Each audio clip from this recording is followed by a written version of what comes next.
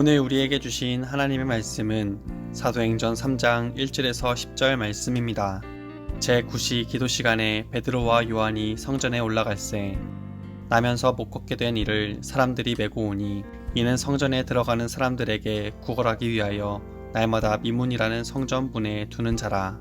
그가 베드로와 요한이 성전에 들어가려 함을 보고 구걸하거늘 베드로가 요한과 더불어 주목하여 이르되 우리를 보라 하니 그가 그들에게서 무엇을 얻을까 하여 바라보거늘 베드로가 이르되 은과 금은 내게 없거니와 내게 있는 이것을 내게 주노니 나사렛 예수 그리스도의 이름으로 일어나 걸으라 하고 오른손을 잡아 일으키니 발과 발목이 곧 힘을 얻고 뛰어서서 걸으며 그들과 함께 성전으로 들어가면서 걷기도 하고 뛰기도 하며 하나님을 찬송하니 모든 백성이 그 걷는 것과 하나님을 찬송함을 보고 그가 본래 성전 미문에 앉아 구걸하던 사람인 줄 알고 그에게 일어난 일로 인하여 심히 놀랍게 여기며 놀라니라.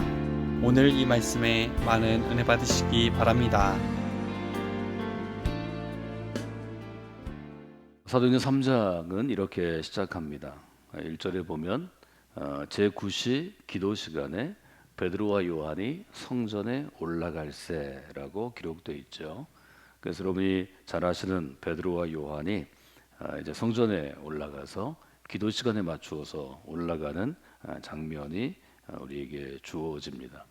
지금 베드로와 요한이 기도 시간에 맞춰서 성전에 올라가듯이 유대인들의 삶에 있어서 삶의 일종의 일상생활의 루틴이 있다면 그 루틴 가운데서 가장 중요한 것은 시간을 정해서 이제 기도하는 것입니다. 여기 제9시는 우리의 시간, 지금 현재의 시간으로 따지면 이제 오후 3시 이후 3시경이라고 우리가 해석해 볼 수 있는데요. 정해진 시간에 유대인들이 성전에 올라갈 수 있는 사람들은 성전에 올라가서 기도하고 또 그렇지 못한 사람들은 성전을 향하여 정규적으로 기도했다 하는 것을 우리가 잘 알고 있습니다. 저는 성전은 유대인에게 있어서는 삶의 중심이라고 볼 수 있습니다.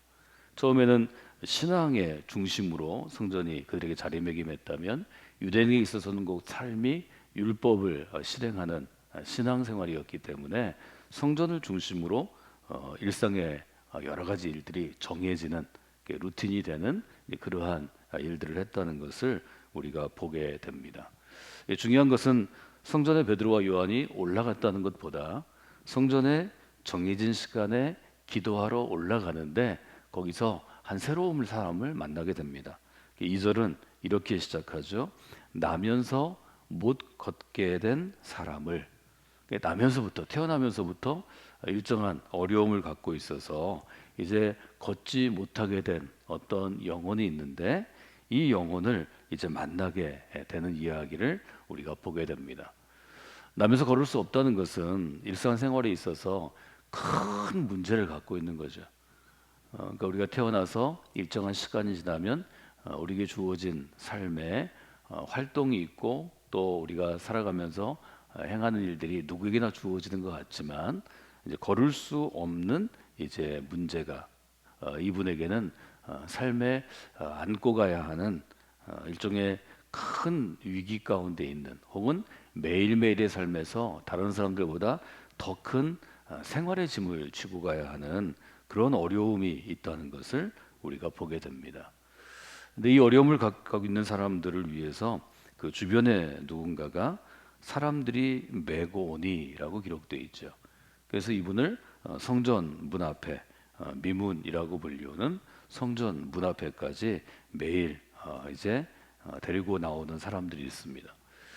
삶의 문제를 갖고 있는 이 분에게 성전은 어떤 곳인가 하면 베드로와 요한과 같은 유대인들은 기도하는 곳이라면 이 나면서부터 걷지 못하게 된 이분에게는 구걸하기 위한 곳이다 라고 2절은 기록하고 있습니다. 나면서 못 걷게 된 이를 사람들이 메고 오니 이는 성전에 들어가는 사람들에게 구걸하기 위하여 날마다 미문이라는 성전 문에 두는 자라. 그래서 이분에게는 어떤 문제가 있었고 이 문제를 사람들이 해결해 주기 위해서 성전 앞에 이분이 매일 나와 있다 하는 것을 우리가 보게 됩니다.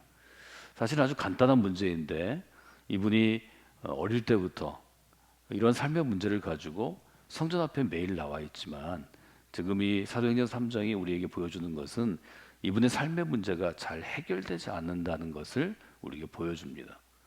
성전을 향하여 나와 있고 성전에서 하나님께 제사하고 하나님 중심의 삶을 살으면 어떤 형태로든 그의 삶에 문제가 해결되고 그가 새로운 삶을 살아야 하는데 매일 반복되는 성전 앞으로 출근은 하는데 아마 이분의 삶이 걷고 걷지 못하는 삶, 즉 이동이 불가능한 삶의 문제일 뿐만이 아니라 그의 마음도 그의 영혼도 하나님께서 우리를 이 땅 가운데 보내신 귀한 생명으로 또 하나님의 택한 백성으로 살아가는데 어떤 해결되지 않는 문제가 여전히 그 안에 있다는 점을 사실 사도행전은 굉장히 전략적으로 우리에게 보여주는 것을 우리가 알게 됩니다.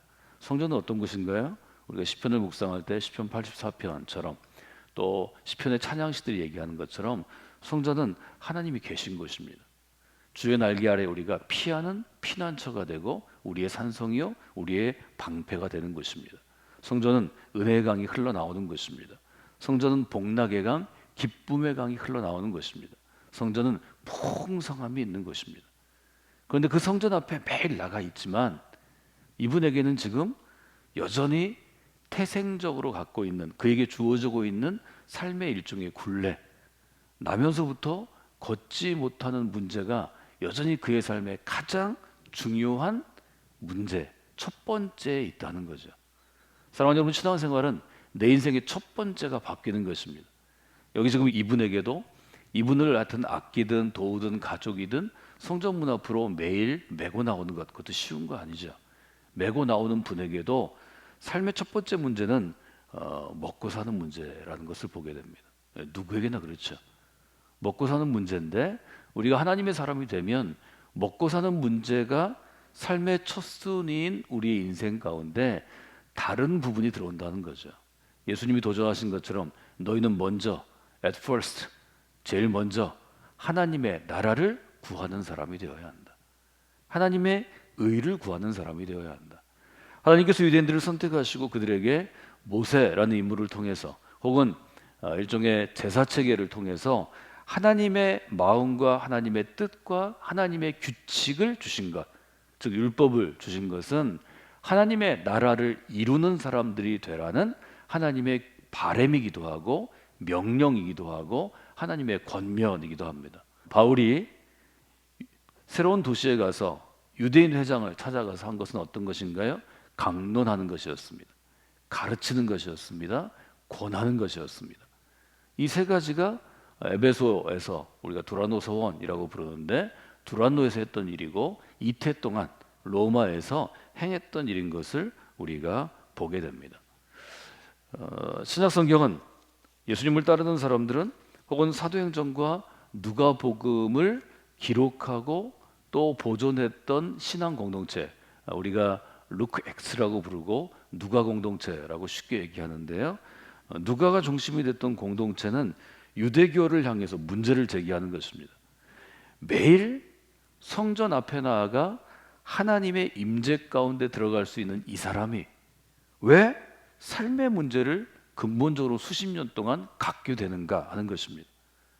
하나님이 성전을 주신 것, 성전 안에 제사할 수 있도록 하신 것, 또 하나님의 사람들이 살아갈 수 있도록 율법을 주신 것은 삶의 문제를 하나님의 방식으로 하나님의 길로 해결하라는 명령입니다.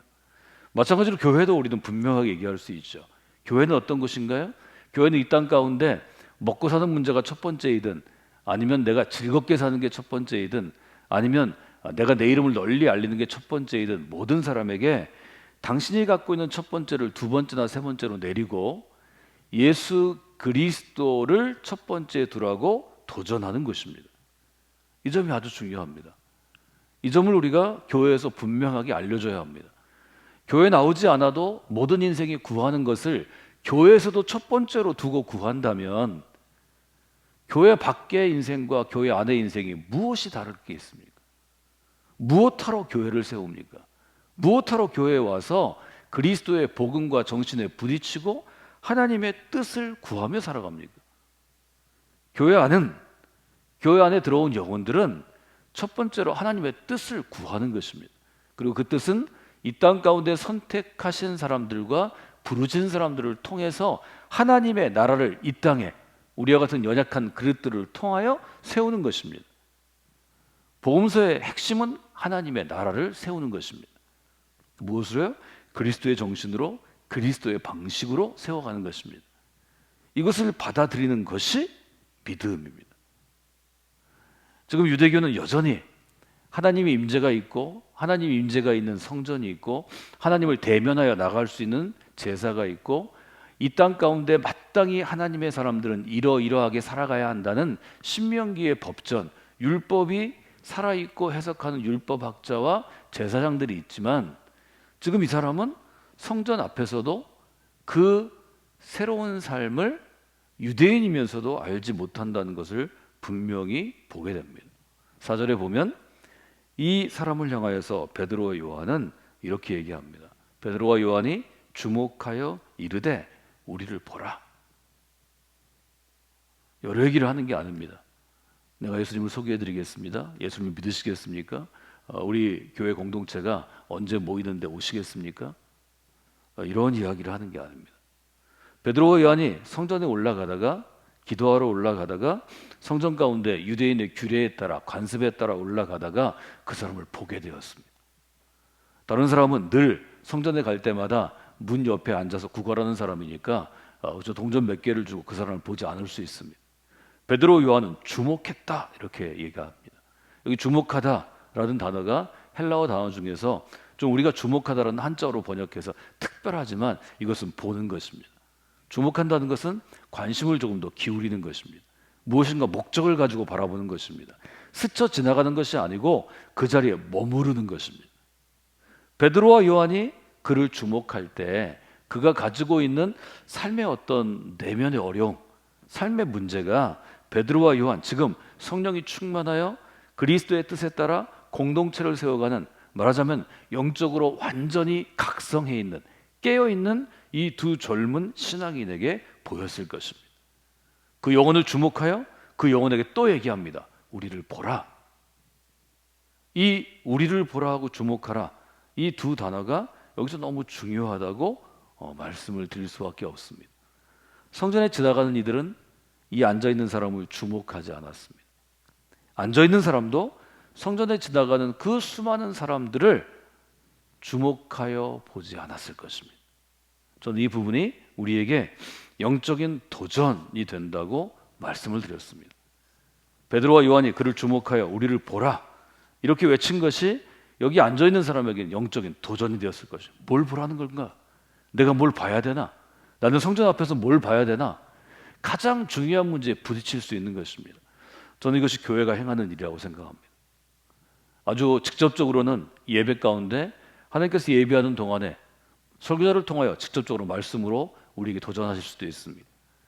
교회 밖에서 전혀 예배하지 못하는 사람이 예배 가운데서 예배 중에 어떤 것에 딱 부딪혀서 도전받을 수 있습니다. 성전에 와서 십자가를 볼 때, 우리가 어떤 찬양을 할 때, 누가 나와서 특송을 할 때, 기도를 할 때 어떤 것이든 하나님을 보게 하는 것이 교회가 존재하는 이유입니다. 교회 안에 들어오고 나가는 모든 영혼들이 성광교회를 지나는 이들이 이 자리에 들어와서 예배하든, 이 자리에 어떤 모임에 참석하든, 어떤 훈련 가운데 함께하든 우리를 보라 하고 분명하게 도전하는 것처럼 나를 보라 도전하는 그리스도의 도전 앞에 서기를 원합니다. 바꿔 얘기하면 이 사람은 성전 앞에 매일 출근했지만 영적인 관심은 없는 인생은 아니었을까요? 성경은 지금 이 사람이 성전 앞에 구걸하기 위해서, 먹고 살기 위해서 나와는 있지만 그것은 이에게 일일 뿐이고 영적인 관심이 없는 인생이 되었다는 것입니다. 영적인 관심이 없는 인생을 영적인 관심이 있는 인생으로 세우는 것이 저는 교회의 첫 번째 우선순위라고 생각합니다. 그것 때문에 교회가 있는 것입니다. 어떤 시대이든 어떤 도시이든 어떤 문화권이든 어떤 언어든 그리스도를 알든 모르든 그 문화에 젖어있든 젖어있지 않든, 말하자면 교회가 너무 많아서, 교회가 예를 들면 그 나라의 국교가 기독교라서 교회 안에서 자라났어도 영적인 관심이 없는 사람들이 많습니다. 영적인 관심이 없는 사람이 영적인 관심이 깨어지도록, 즉 눈이 열리도록, 영적인 눈이 열리는 것이 중요합니다. 특별히 믿음의 가정에서 자라는 아이들을 주목하셔야 합니다. 이 아이들이 영적인 관심이 없는 경우가 많습니다. 그래서 그냥 부모가 영향력을 발휘할 때는 왔다 갔다 교회 끌려다니다가 부모로부터 자유를 얻으면, 떠나게 되면, 가정을 떠나면, 독립하면 영적인 관심이 없는 인생으로 돌아갑니다. 우리는 그 아이들을 믿음이 없다 이렇게 표현합니다. 하나님의 교회 앞을 그냥 지나는 사람, 스쳐 지나가는 사람들, 교회 앞에 그냥 앉아서 커피나 마시는 사람들, 교회 안에 들어와서 에어컨 바람이나 쐬는 사람들, 이들에게 영적으로 깨어나게 하는 것이 교회의 역할이고 여러분의 역할입니다.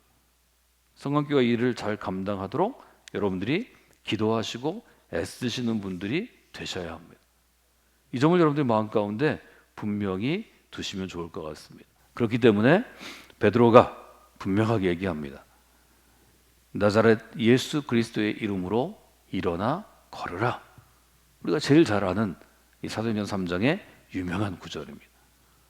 이 사람은 뭘 베드로가 구걸해서 자기에게 뭘 줄까, 좀 주머니에서 좀 동전이라도 줄까 하는 것을 요청하고 원했을지 모르지만 베드로는 그의 영적인 중심, 인생의 중심으로 아주 날카롭게 파고 들어가는 것을 우리가 보게 됩니다. 이 점을 여러분들이 보시고 오늘 교회 공동체를 위해 기도할 때 누구든지 성관교회에 오게 되면 영적으로 깨어나게 하소서. 영적인 각성, 저희가 awakening이라는 단어를 쭉 썼습니다. 영적인 도전 앞에 서게 하여 주시옵소서. 여러분이 기도하시고 여러분도 매일 새벽 나오실 때, 또 주일 예배 가운데 나오실 때 좀 그런 체험들을 여러분들이 좀 자주 하시는 분들이 되시면 좋겠습니다.